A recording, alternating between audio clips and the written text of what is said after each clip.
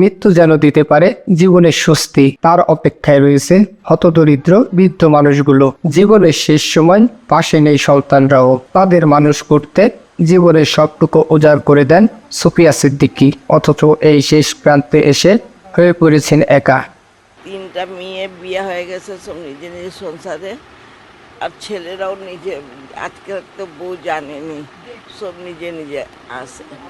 আমি না, এই যে মহল্লাবাসী আছে না, আপন থেকে পর ভালো, ওরা যা সাহায্য করে ওটাই।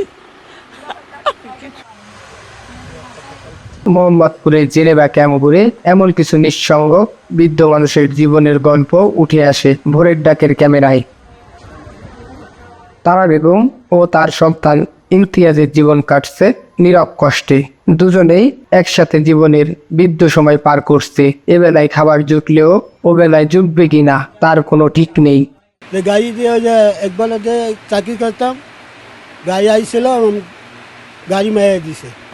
টুকটাক টুকটাক দোকানে দোকানে পানি ভরি 100-200 এইটা চল কখন করে খায়, না থাকলে না খায়, মানুষ দিলে তো খায়, না তো থাকি এমনি করে। ভাওয়া পানিয়ে কাজ করতে অক্ষম ইমতিয়াজ, পরিবারে নেই রোজগারের মানুষ। স্বামী সারা বেগম একা একা পার করেছে 21 বছর। 2জন ছেলেকে একা হাতে মানুষ করার পর আজ উনি সন্তানদের কাছে বোঝা। নিজের কষ্টের কথা বলার সময় কান্নায় ভেঙে পড়েন সুফিয়া সিদ্দিকী। এই মানুষ ওই মানুষ এই যদি খানা না দেয়, ওইটা খায় থাকি। আর ছেলে আছে, আমার ছেলে আছে, 2 ছেলে আছে, ছেলের সংসার, নিজেই সংসার আছে, পোলাপানের খরচা লাগে, জরির কাজ করে। অসুস্থতা আর নিঃসঙ্গতা নিয়ে খাটছে তাদের প্রতিদিন। অনেকেরই নিয়মিত আয়ের কোনো উৎস নেই। স্থানীয় বাসিন্দারা সমর্থ অনুযায়ী মাঝে মাঝে খাবার ও প্রয়োজনীয় সহায়তা দেয়। সেই সহায়তার উপর নির্ভর করে চলছে তাদের জীবন।